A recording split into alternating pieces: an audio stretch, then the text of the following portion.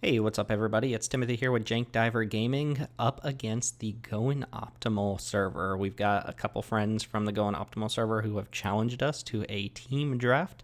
I'm here with Chris. I'm here with Theo. This is the drafting portion, so in a team event, there's no talking during the draft portion, but we'll meet up with them afterwards.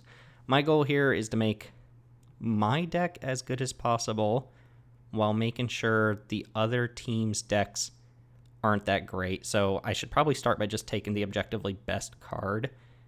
I'm not great at team draft, and I haven't really done it a lot. But Chris, I'm passing to Chris. Like, I'm trying to get cards to Chris. And knowing Chris, he wants to be a low curve, black-based aggro deck if possible. But I got to sneak those cards through Mind Thrill here, who...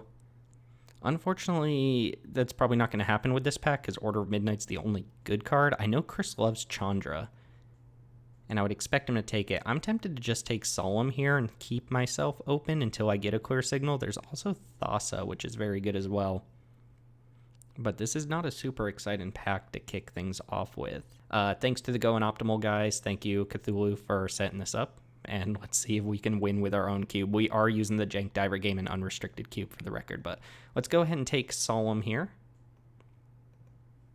We're also using the Heroku app for those of you who are not familiar. MTGA draft.tk will get you to this website where you can do drafts of your normal sets. You can do drafts of a self-made cube like we're doing now. If you're new to this sort of stuff, it's a pretty awesome way to just practice drafting.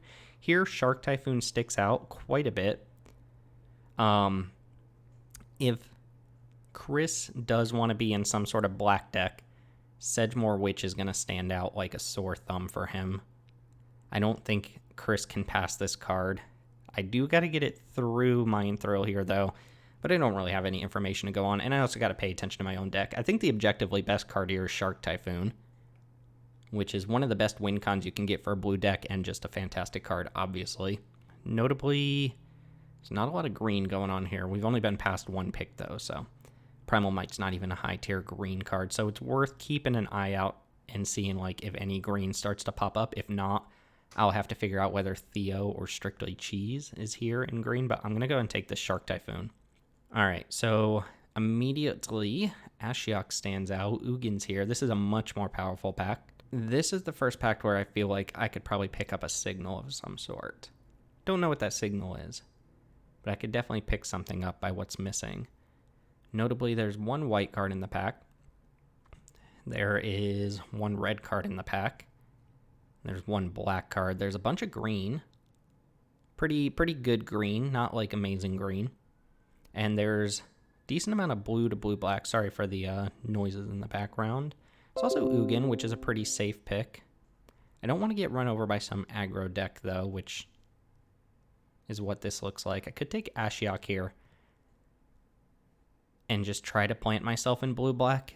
Theo's going to remember, Chris hasn't seen this pack yet, but Theo's going to remember that there was an Ashiok in this pack, so if it doesn't go around to him, he's going to know someone's in blue-black, and if he gets a good enough signal from the rest of the players, and I end up in blue-black, then that'd be great. I could also take Supreme Will and try to use the blue-black card as more of a signal here. Maybe I take Ugin and just try to stay a little more open here, although that's a lot of top end to start with. All right. Immerstern Predator is absurdly good.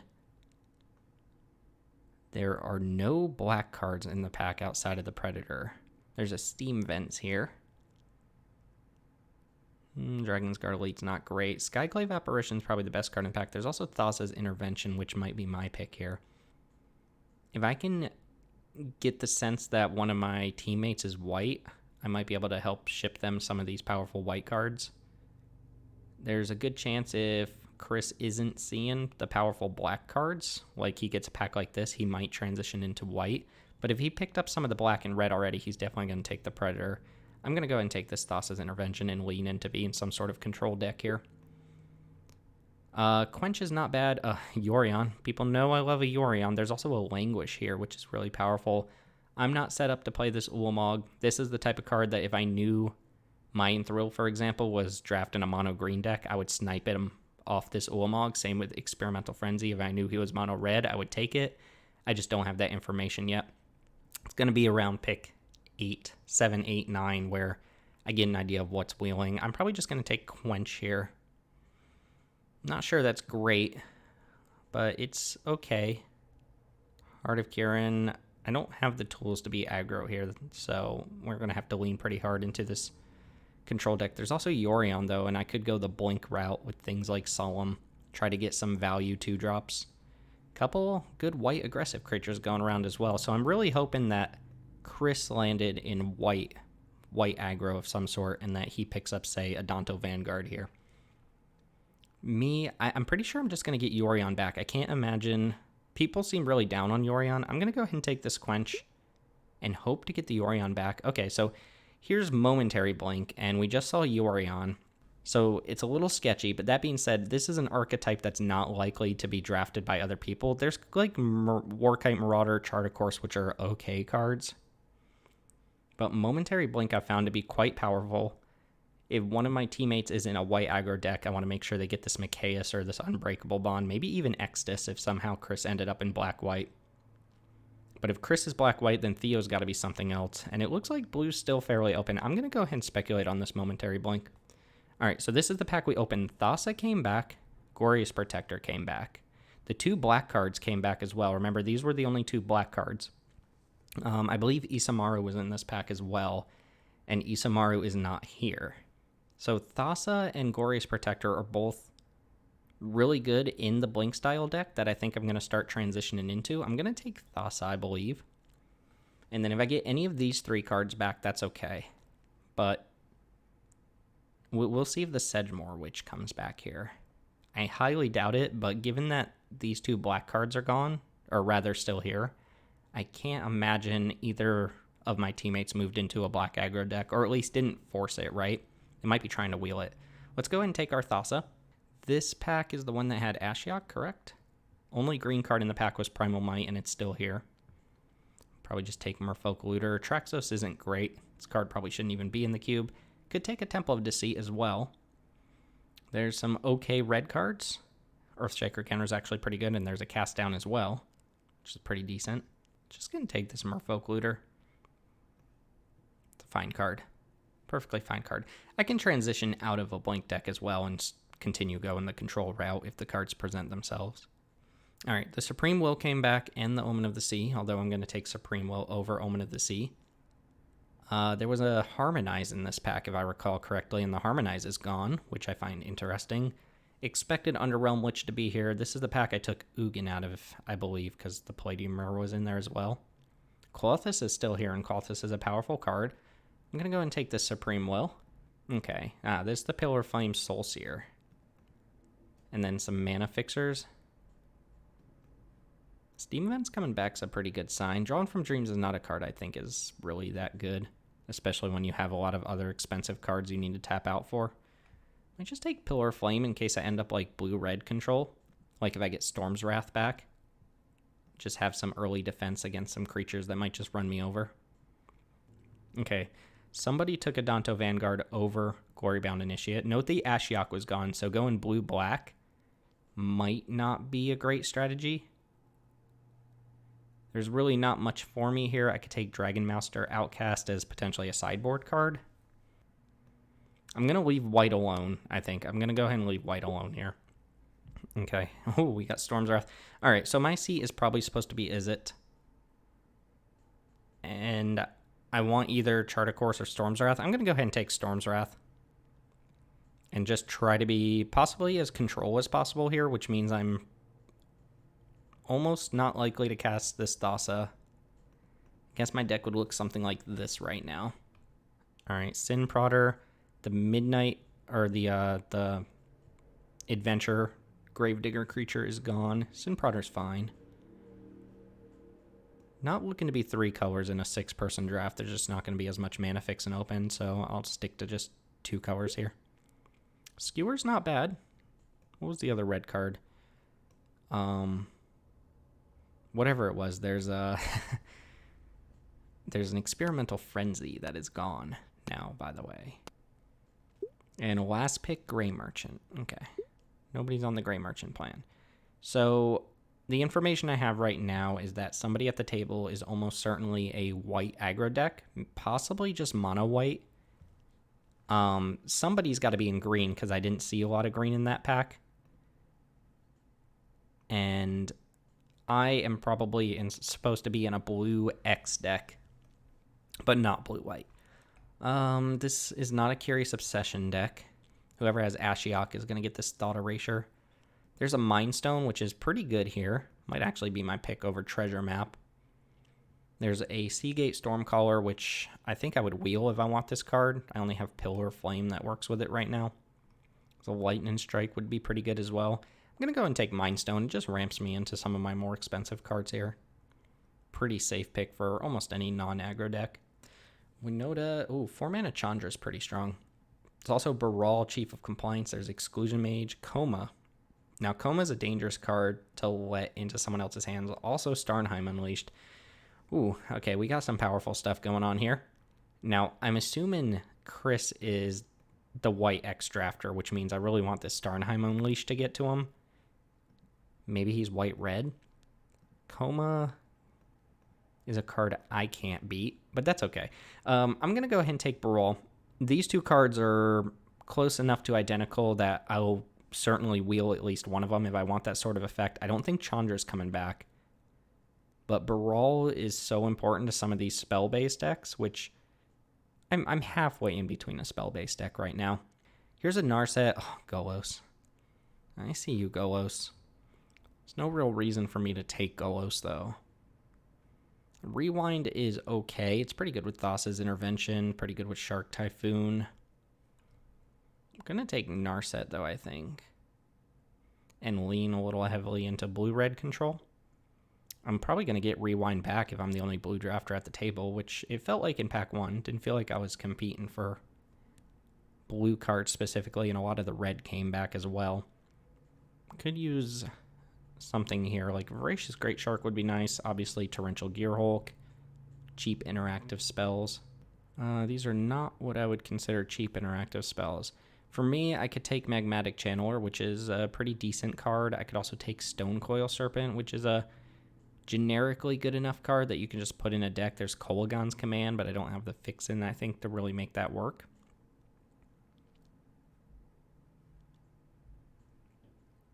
Domri would be good against me. Great Henge is a card I really don't want to land in the wrong person's shoes, but I think I'm supposed to just take Channeler here. Yeah, I'm just going to go ahead and take the early blocker. Sometimes this will be a 4-4, not very often. If I could turn this into a blue-red tempo deck of sorts, I feel like I have the tools there with like Sin Prodder, and Outcast is kind of a 6-drop. Okay, so we asked for Voracious Great Shark, and it appeared. Mana Fixers, I think the only Mana Fixers I am interested in are specifically blue-red. We've already seen Steam Vents, which we can't get anymore. Spell Pierce is nice. There's also Chandra Awakened Inferno, which is pretty strong as well. I think I want this Great Shark, though. I don't think I'm so heavy in the spells camp here that I shouldn't just take this card. I know Awakened Inferno is pretty good, but I'm a little skeptical with having the Ugin at the top already and the Storm's Wrath, which, as my only sweeper, hits my Planeswalkers. Let's go ahead and take the Great Shark. Ooh, okay. Okay, we got some gifts here. So God Eternal Kefnet is fantastic. It's a little bit of a mini combo with Magmatic Channeler. Just a little bit. What I'm hoping wheels here is Censor or Fire Prophecy, although maybe we can turn this into a Sprite Dragon deck.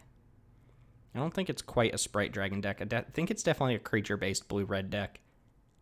But Kefnet 6th pick is probably the best thing I could have asked for here. I could take Seagate Stormcaller, which has not gotten better. But Curious Obsession's not going to cut it. I guess I should just take Treasure Map. Treasure Map can definitely help me against a control deck. I'll take the Treasure Map. Okay, Coma. Interesting. So, notably, Starnheim Unleashed is gone. Exclusion Mage is not in the pack anymore, but Baron's still here, which I think is correct. I think Exclusion Mage is better than Baron on average. There's a Glasspool Mimic, which for me doesn't seem great. A lot of my creatures that would be worth copying are legendary, like Kefnet and Baral. This is where I feel like maybe I should just steal the Coma from somebody. I was not expecting Coma to come back. That's probably a sign that just nobody's in blue-green, rather than someone's trying to wheel it. I think if somebody really needed or wanted Coma, they would have first picked it. Okay, Rewind and Golos came back as well. Golos is just a strong card. If I get the World Tree or something like that, could be very powerful. Rewind looks just okay here. There's also Evolving Wilds, but not in love with that. It really pains me to pass a Golos, though. Okay, I'll take the Rewind. Alright, I'll take Kolaghan's Command here. There's nothing else. I could hate on this Domri. Gets around a lot of my counter spells, but red-green doesn't look like it's a thing that someone at this table is drafting. I'll go ahead and take this Kolaghan's Command.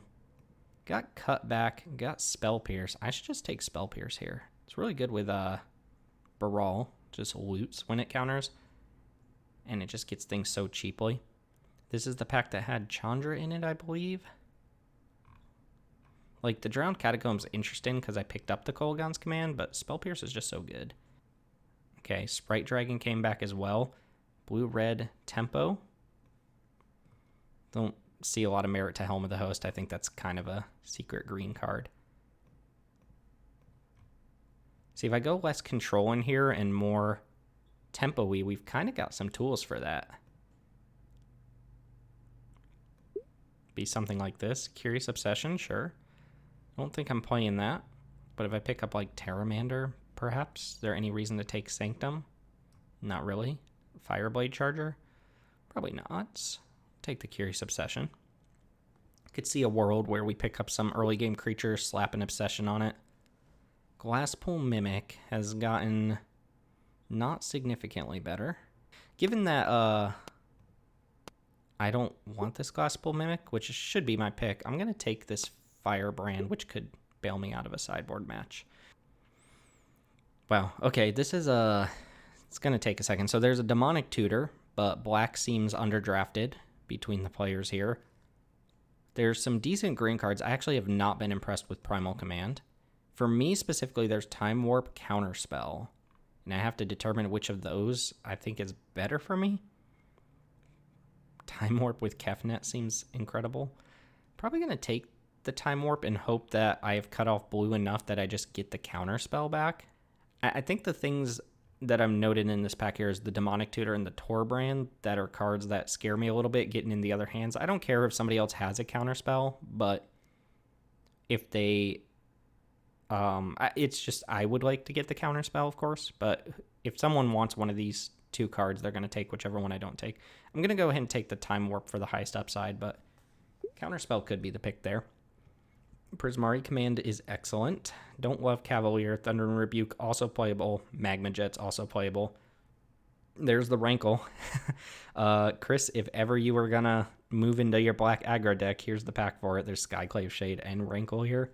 I really don't think Chris is black aggro. I'm not entirely sure anybody's black aggro here. I'm going to take Prismari Command, although there's a good chance I could just wield Prismari Command. I wield Sprite Dragon. Steam Vents wheeled in the first pack. Pretty sure I could just wheel this. The thing is, there's not like a premium card I want to take over it. There's Magma Jet, which maybe like there's some merit to taking Magma Jet and hoping to wield Prismari Command, right?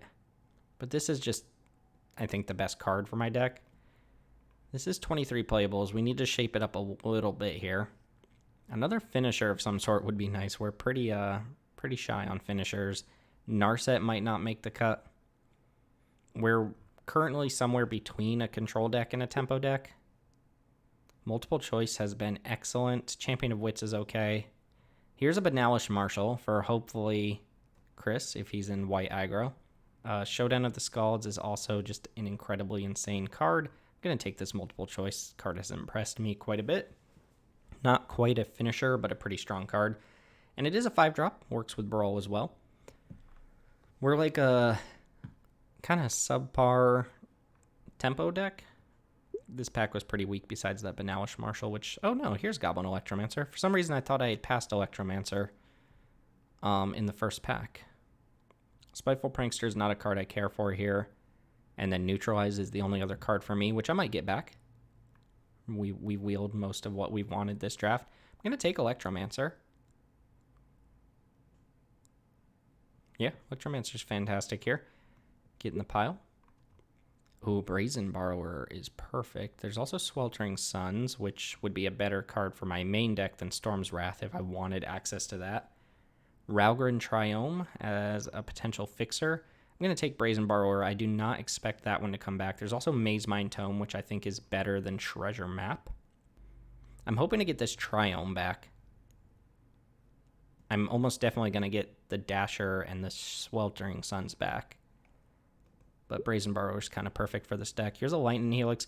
Cosima, a card that I've come down on quite a bit, even though I still maintain that it's a better card than it reads. Lightning Helix is out of the question for me. Is this pick 6? There's a Whirler Rogue, which is a strong card. Don't know that it's the perfect card here. There's also Perforos's Intervention, which is, if not a great main deck card, then just a really good sideboard card at taking out Planeswalkers at a pretty cheap cost. All right, so we've seen all the cards that are getting open. We're not getting like a Gearhulk or an Ugin or anything like that. I get the impression someone at the table is heavy in red. Oh, Counterspell came back. Well, whoever... See, this is how you can get away with stuff like this. I suspect someone's heavy in red, and they feel like they can just wheel Torbrand. Rattle Chains would actually be okay in this deck as well as just a 2-power beater, but I'm going to take this Counterspell. Thunder Rebuke and Magma Jet came back, as did all of the black aggro cards. So nobody's in black aggro, and I know that's hurting Chris to his soul, just wheeling the rankle. I'm going to take Magma Jet. Wonder if there's an argument for the Ox of Agonis. I don't think there is. Anything here that I would be really hurting to play against? Probably not. I don't think anybody wants Hidden Stockpile or Fiend Artisan. I think Gilded Lotus is... nobody's playing Omnath. There's no way someone's playing Omnath, so I'm going to take the Lotus here in the hopes that, say, if one of our opponents is in some big mana deck with the Ulamog that I saw, that they don't have access to this Lotus. And just really lean off the back of like the Electromancer and Brawl plus Counterspell plan, which we have a Neutralize here, which is nice. Tons of black aggro going around. Okay, we did not get the Ralgren Triome back. Could take the Sea Dasher Octopus now, though. I have a decent number of targets for it. Decent number of humans as well, which is kind of annoying. Wonder if my deck wants Solemn. I don't think my deck does want Solemn. I'm going to take the Maze Mine Tome here. Again, just another mirror breaker against control decks. That and Treasure Map will be fantastic. Possibly even supposed to main deck this. I don't think this is a Solemn Simulacrum deck. Could be a Whirler Rogue deck. Could be a Cosima deck. I think Whirler Rogue's probably better suited to the plan here. And Rattle Chains. That Torbrand. Should I take the Torbrand? Nah, I said Rattle Chains was probably fine here. It's probably not great either. If Chris is trying to get last pick Torbrand, you can have it. All right. Well, either way, I'm cutting a card from black aggro here, which we know Chris isn't, given that Rankle wield, so don't feel bad about taking the Skyclave Shade. Yeah, be interested to see what everybody picked up in. Again, the Benalish Marshal not coming back. Pretty good sign to me that somebody is drafting a white aggro deck. We're probably going to go ahead and pause here, and I'm going to go ahead and bring in my teammates for deck building purposes, and we'll go ahead and talk about things, see how it went. But if this is the end of my deck building video, I think this is what I'm going to play. Unfortunately, no Mana Fixin' hurts a little bit, especially with all the double blue cards. But there's some card draw and card filtering going on. Plenty of ways to kind of cycle into additional cards that I think we've got a little bit of a game plan. It looks a little rough, I'm not going to lie, but seems like a decent tempo deck. I've got some bounce, some cheap burn, and some decent finishers.